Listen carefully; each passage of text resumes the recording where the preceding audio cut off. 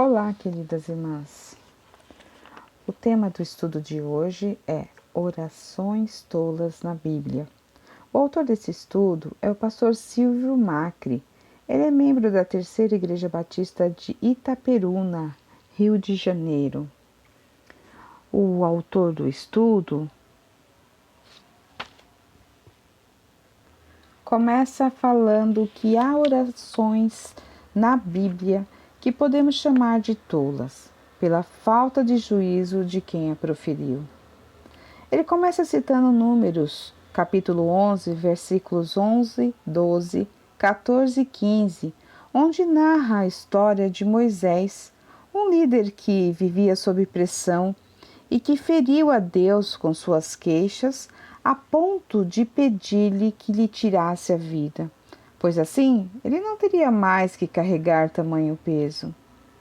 Esqueceu-se das inúmeras bênçãos recebidas por parte do Senhor, por ter chegado até aquele momento. Isso acontece na nossa vida e na vida de todo aquele que, como Moisés, tenta administrar coisas ou situações sozinhos. Moisés estava reclamando de uma situação que ele próprio criou, por falta de sabedoria. Todas as vezes que agimos com insensatez, trazemos para a nossa vida problemas muitas vezes gravíssimos, que poderiam ter sido evitados por pura e simplesmente uma atitude de compartilhamento, de dividir com alguém, buscando uma melhor solução, ao invés de tentar ser o salvador da pátria. No caso de Moisés, o seu sogro Jetro deu-lhe a direção a seguir. Uma igreja não pode andar sozinha, por isso ela é um corpo. Moisés poderia desde o início ter optado por trabalhar em equipe, com ministérios, dividindo atribuições. Com certeza seu fardo seria mais leve e não teríamos que ouvir falar de sua oração tola e descabida. E nós? Como tem sido a nossa oração de defesa ou gratidão? Um segundo fato é lá em 2 Reis, capítulo 19, versículo 4, que o autor nos ajuda a lembrar. Ele fala lá de Elias, que fugiu para o deserto com medo de morrer pelas mãos de Jezabel. E tudo isso depois dele ter destruído pelas mãos de Deus mais de 450 profetas de Baal. Ele deixou-se dominar pelo medo e enveredou-se na sua própria astúcia. No caso de Elias, o autor ele atribui a situação como uma síndrome de tudo eu. Elias foi tomado por um sentimento de autorresponsabilidade, entendendo que o certo ou errado do que acontecesse era tudo atribuído à sua responsabilidade. E para ele, isso era uma carga muito pesada, da qual ele tentou se livrar, fugindo e tentando se esconder no deserto. Algumas mensagens falam que ele pudesse estar sofrendo de depressão ou até mesmo da síndrome de burnout. Tamanho foi o seu egoísmo. Ele mostrou-se um líder centralizador. E todo líder centralizador tende a sofrer do mal do isolamento social. Idealizam o seu ministério sozinho, sempre absorvendo tudo o que acontece e não conseguem delegar, não sabem ou não aprenderam a acreditar que o Deus que ungiu, ungiu, também é o mesmo que capacita todos os escolhidos para a boa obra. Então esse líder, ele acaba se fadigando por fazer tudo sozinho e acaba se refugiando na amargura e partem para afirmações tolas, tentando justificar o seu problema. Elias, ele orou de modo insensato. O primeiro foi que ele deu um basta a Deus. Segundo, ele pediu para que Deus o matasse. E terceiro, ele disse que falhara em ser o melhor do que os seus pais. Quem pode dizer a Deus quando parar?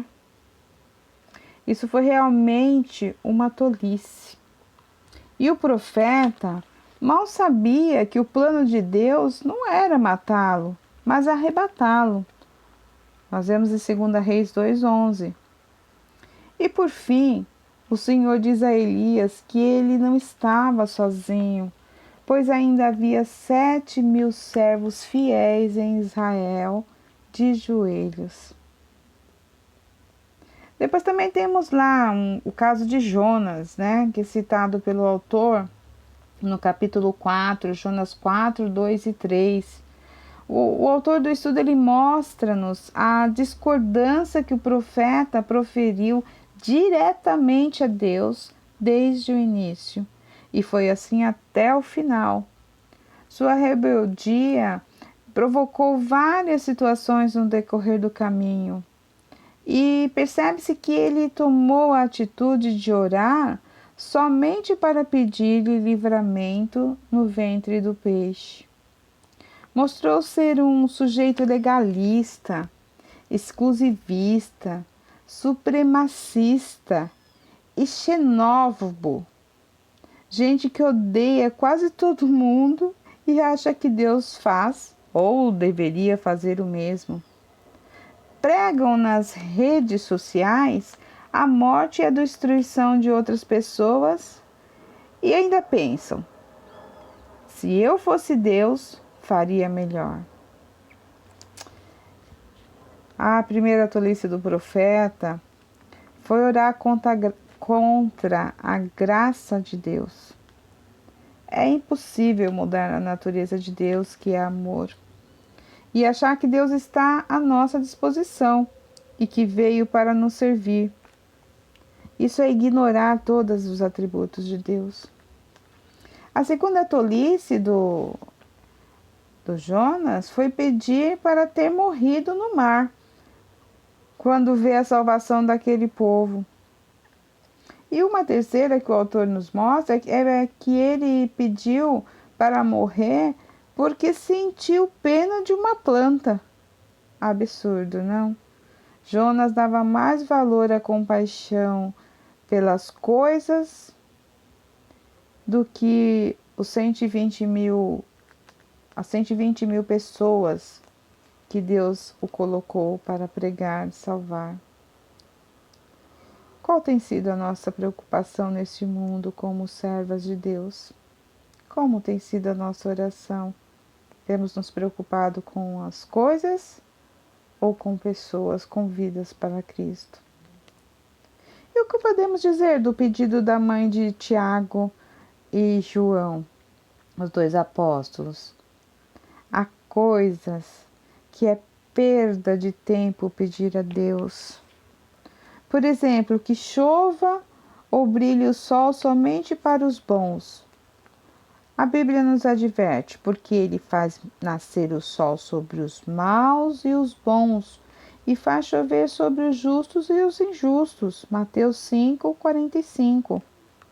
Outro exemplo de pedir que Deus destrua uma determinada pessoa, né? Pois ele não quer que ninguém pereça, mas que todos venham a se arrepender, 2 Pedro 3:9. Tampouco podemos pedir-lhe que nos permita vingar-nos de alguém. Como o Senhor mesmo diz, a vingança cabe a mim. Eu lhes darei o troco. Romanos 12:19. Jesus respondeu para aquela mãe que tal oração era fruto de ignorância. Vocês não sabem o que estão pedindo. Mateus 20:22. Tiago nos adverte contra a falta de sabedoria em nossas orações. Vocês pedem e não recebem, porque pedem mal, para esbanjarem em seus prazeres. Tiago 4, 2 e 3. Em segundo lugar, Jesus respondeu-lhes que não lhes competia decidir sobre o objeto do pedido. Mas não parou por aí. Jesus, vendo a indignação dos outros apóstolos, deu-lhes uma lição sobre a oração, que nos serve de orientação no caminhar cristão. Não podemos pedir a Deus para sermos servidos, mas tão somente para servir e dar a vida.